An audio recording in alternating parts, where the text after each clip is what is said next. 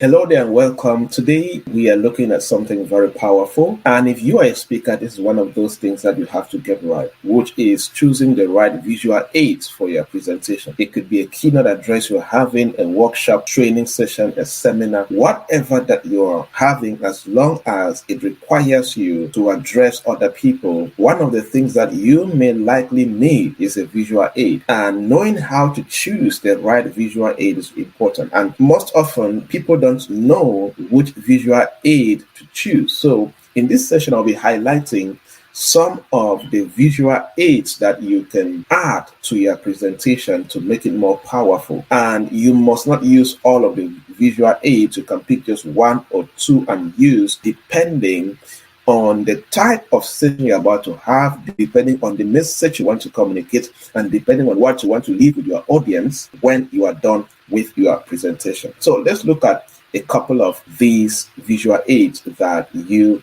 can use. Number one, of course, is slideshows or presentations. Talking about what they call PowerPoint presentations.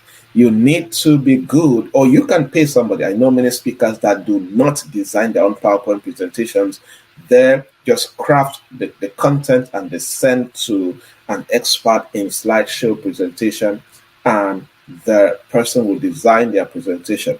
I still do my presentations myself, and because there's a style that I like my presentations to look. And I always say that there's no standard, no super like international standards of designing presentation. It all depends on the way you want to convey your message. It all depends on making sure that your presentation resonates and connects with the people. Okay, of course, there are some basic things that you must get right. For example, the font size. If you design your presentation and the font size is too small, people will not read. Okay, so just basics, fundamental, you must get it right. Create a well-designed slide using softwares like Microsoft PowerPoint, Google Slides, or anyone that you're comfortable using. And in that slide, use bullet points, use concise text to highlight your key points. So the first visual aid that you need to get right is slideshow or a PowerPoint presentation. The second visual aid that you can use is infographics. Now, infographics can be done by somebody who is really good at graphic designing, or if you can use these third-party apps like Canva, you can do your infographics. The infographics is a graphic that presents complex information in a visually appealing way and concise manner. Infographics combine text, images to convey a message effectively. What you see on your screen can be an example of an infographic, but it's not an intense infographic, because in that graphic design, I'm trying to communicate my image, my logo, and the things that I do, and my contact information, right?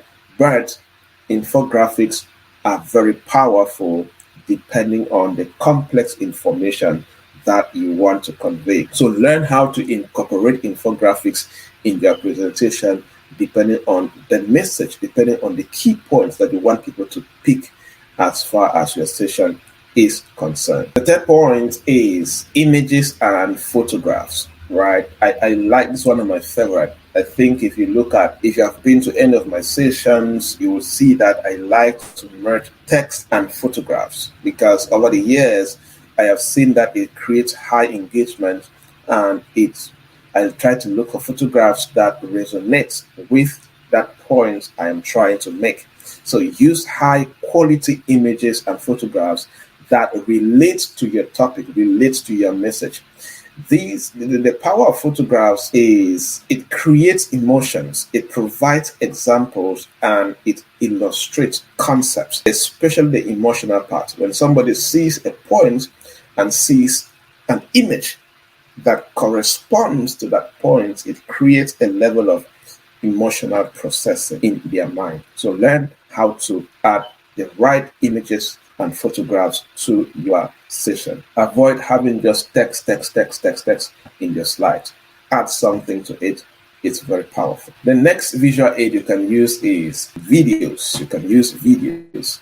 You can integrate short video clips, like TikTok kind of videos or animations to engage your audience and demonstrate a process or demonstrate a concept in a visual way, right? It could be a 30-second video, 1 minute, 5 minutes, but it should be short and straight to the point. I have used videos a couple of times. Sometimes I will cut a scene in a movie, few seconds, 1 minute, and use it to explain a particular concept, or we'll get an animation to explain a particular concept. So you can fit videos in your presentation. Sometimes you can use videos at the beginning, in the middle, or at the end, right? Or you can use, as we're explaining a concept, you can say, to explain this concept better, please let us watch this video and discuss about this video in the next 5 minutes. The next visual aid that is very important to use, especially if you will be talking about numbers. Many people do not like numbers, and the best way that you can communicate numbers to people is through charts and graph. Very simple, straightforward charts. As you can see on your screen, that's an example of a chart. Anything that can visualize data and statistics. You can use bar graphs, you can use pie charts like on your screen, you can use line charts, and any other relevant graphical presentation that can enable people to understand complex information and data. Because the goal is that within your presentation and after your presentation, nobody's lost. And sometimes you just quote numbers, call numbers, people will not get it. The numbers will be overwhelming.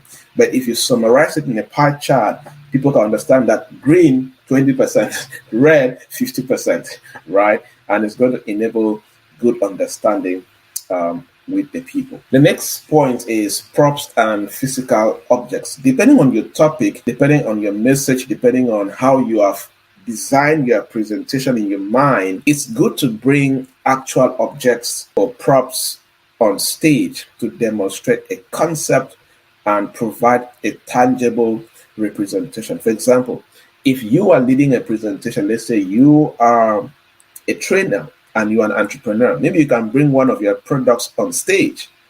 Yes, so bring a physical object and use it on stage. It's very important. Or you can just bring a bottle of water, depending on what you will use that bottle of water to explain on stage as a speaker, but make sure that you can bring a physical object if necessary to use on stage. It is very powerful and leads to engagement. You can even go the extra mile and ask the audience when they are coming, they should bring the following objects because you will use it together with them during your presentation. It also helps a lot. The next point is flip charts and whiteboards. There are some things that you will need to write, you will need to draw, demonstrate, or use diagrams. And this is good in smaller settings, in workshops, smaller seminars. You can use flip charts, whiteboards to illustrate points and engage the audience in real time. You can use flip charts to push the audience to participate, to come and write on the flip chart and share and do presentations, but learn how to use flip charts. Personally, for me, I use flip charts when I'm doing workshops a lot, and whiteboards, I use them during workshops. So how can you incorporate flip charts during your presentation? The next point is mind maps. Mind maps is a very powerful tool. I have used mind maps a lot. With mind maps, you display your ideas and concepts in a visually organized mind map, right? It's an excellent way to show the people, to show the audience the relationships that exist between the various elements you're trying to explain. COVID-19 is one of the most talked about phenomenon in the present dispensation, and maybe for the next 10 to 20 years, right? So if you're trying to tell people how COVID-19 manifests, how people get COVID-19, how it is distributed, the best way is to use mind maps to explain the various elements and the relationships that exist between the various elements. So you can use mind maps in marketing, sales, accounting, whatever. And you can design mind maps for yourself. You can use PowerPoint presentations, you can use Word documents and just do, or you can pay a graphic designer to design a mind map for you. The next visual aid that you can use is handouts and takeaways. Yes, you can bring handouts where you provide printed materials, like summaries of your presentation, diagrams, additional resources. Sometimes I give my books out for the audience to take away and to review later. It creates an engagement and it makes them see that you care and you desire to see them grow even after your presentation. So when you're designing a presentation, think, what kind of handout, what kind of takeaway can I give the audience as they come to listen to me, and to make sure that I remain memorable in their mind. Another important visual aid that I did not add on the slide is interactive polls. Interactive polls. This is there are free softwares online where you just go and type on Google free interactive polls. This is the kind of polls where you create a link for a poll, it could be a yes or no, or you give multiple choice questions, and then a response and so on.